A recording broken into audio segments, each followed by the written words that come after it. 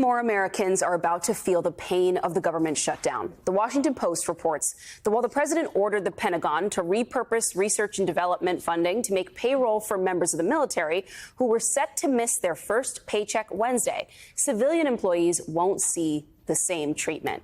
Even Vice President J.D. Vance acknowledged the pain this morning on Fox.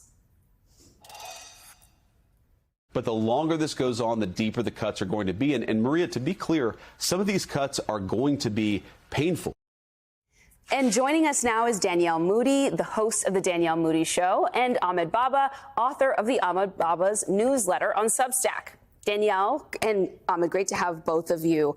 So how much worse do you think, Danielle, it's about to get for your average American? I mean, I think that it's going to be tremendously painful. The last shutdown that we had was in 2018. It lasted for 34 days, right? This was during Donald Trump's first term. We are already seeing, and we're 12 days in, we're already seeing lines of our military at food banks trying to get food for their families in their military outfits. And I think about that when I saw the photos and I saw the videos coming out of these long lines. And I think this is Trump's America. This is what he has done.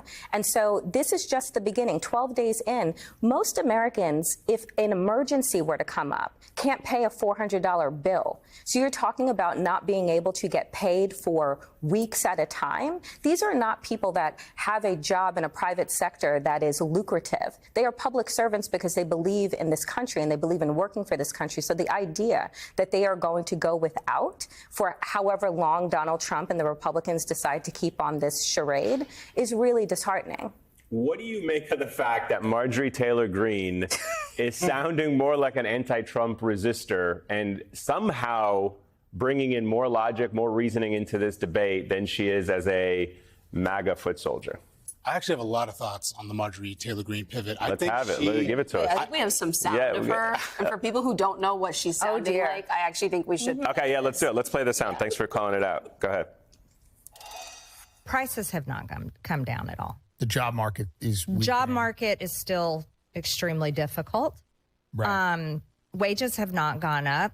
It shouldn't be about helping your crypto donors or your AI donors.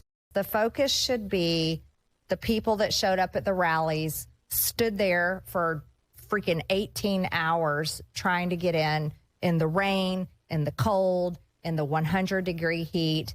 For those people, those are the ones that I care about.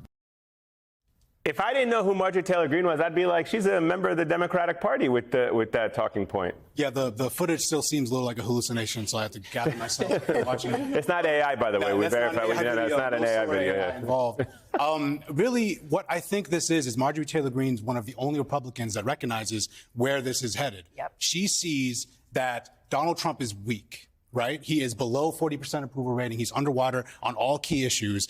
Everything he's doing, the ICE raids, the tariffs, it's all backfiring on him politically. The generic ballot, we see Republicans are down. Marjorie Taylor Greene is trying to position herself for a post-Trump GOP, I think. Wow. That's really what I think she's doing. I think it's not like some moral awakening. Yeah. She's not like suddenly like, it's a political calculation, what you're saying. Yeah, it's not a great awakening. She's just But she's not afraid to speak up against the president, where I think a lot of Republicans who look at Donald Trump, I mean, immediately I think of the Lindsey Grahams and others, and I think that they probably are afraid of, Mike Johnson, I think, is afraid of Donald Trump. I mean, I think that when you listen to Marjorie Taylor, because I watched her on CNN and I thought that, I was just like, what happened to Marjorie Taylor Greene? I was just like, is this the space lasers? Like, this is, but I'm agreeing with her. Like, am I in hell?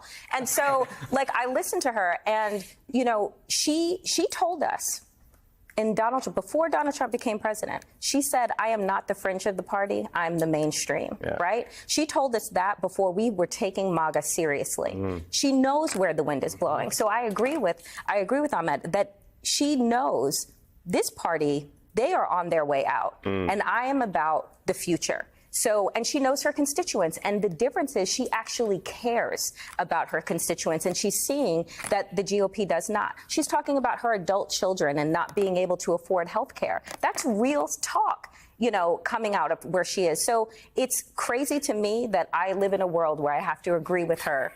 If you're watching this show at home, do not adjust your cable channels.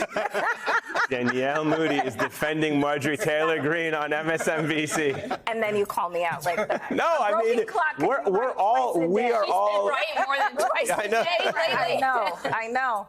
What sort of scares me is the overshadowing mistrust that this is sort of exacerbating in the country, right? And that's when Trump does really well, right? When Americans stop trusting the government and stop trusting the Supreme Court and stop trusting the system. And at the end of the day, this is what that does, right? Like, it goes beyond the politics and beyond Democrats and Republicans. And at the end of the day, we're causing so much harm because tomorrow and in 2 weeks, there will be more and more mistrust. Like, does this not benefit Trump at the end, no matter what? I mean, I think because the way he handles things, it always backfires on him. I think what he's trying to do with that trust aspect is important because the distrust in institutions is a key part of his tactic, is that he and Russell Vought are exploiting this moment to accelerate Project 2025. And I've been writing about that since 2023, been ringing this alarm about how Russell Vought and Trump, the fundamental core of Project 2025 is to twist the federal government into a tool of the far right. In order to do that, you have to purge nonpartisan civil servants and replace them with loyalists so that there's no pushback, right? Because the first term, the reason why we didn't see all of this is because there was people like Mark Esper that would say, no, Trump, you actually can't shoot protesters in the legs. And no, we can't have alligators outside of the border wall. Remember, that was a real thing. Like, can we have alligators? But now, if you purge all the nonpartisan civil servants and you insert these loyalists, you get that unmitigated, unchecked unitary executive. People forget that Jeff Sessions at one point recused himself, and that's how we ended up getting not only Bill Barr, but I was going to say we got Bob Mueller. That was actually launched by Jeff Sessions and Ron Rosenstein at the time. So there were some people who were willing to say to Trump, like, hey, we're going to try to do the right thing even if you don't want us to. Are you at all keeping an eye on some of the moderate Democrats? And, like, to what extent do you think they really have the stomach to stay in this fight? I mean, I think the longer this goes on, I think we're seeing it's actually playing out in Democrats' favor polling-wise. So I think as long as the polling, especially with the ACA, that's an 80-20 issue, and you can't get 80-20 on really anything these days. And I think what we should actually be starting to do, even though whether it discomforts the moderate Dems or not, I actually agree with your take in your recent piece on expanding the message. Yeah, I read it. I'm on top of it. Like, I think there's a way to tie Trump's authoritarianism to prices. Authoritarianism has a cost. Right? The tariffs, the things that are dismantling the economy and damaging it, they're based on an emergency declaration, right? They're based on an abuse of power. The ICE raids, targeting the Fourth Amendment, Fifth Amendment rights, that is an abuse of power that's also damaging local economies, right?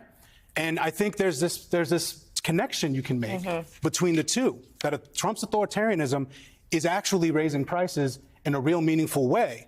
And I think you can broaden the message beyond just the healthcare costs and say these abuses of power are impacting you in your personal lives. I mean, look, I'm. You read my piece, obviously, right? I did. Okay, great. Right? But I don't want to take this shine. I want people to go there and read it for themselves. And read it for themselves. I don't want to give it up. But what I will say is that to even call yourself a moderate Democrat in extreme times doesn't even make sense to me. And it's not at all what the people actually want in this country. We're battling extremists. We're battling people who no longer believe in the Constitution. We have the president right now sitting wherever he is in the White House debating on invoking the Insurrection Act. And we're talking about, like, moderation, really, because they haven't been moderate at all in the last several months that they've been in office. They have been accelerating this fascist grab. And so I think that, yes, to your point about the prices and tariffs, like, you can go to the grocery store and you know that the olive oil costs more today than it did 3 months ago, than it did a year ago. And so people feel that. And it's up to Democrats to tell that story, but they can't tell it in moderation because we're running out of time. And there's one thing I just have to add, because I feel like it's missing from the conversation, is the federal purges are impacting Black people the hardest. 7.5% unemployment. 18% of the federal workforce was Black people before he took office. Anti-DEI policies is having a direct impact on Black Americans. Every abuse of power he does directly impacts Americans' pocketbooks. Yeah, and as the New York Times was reporting, he was also firing black officials or trying to fire black officials at a higher rate than anyone else. So it is also an alarming trend that is on brand for this administration. Ahmed Baba, Danielle Moody, please read the article. It's really good. Thank you both. Greatly appreciate it.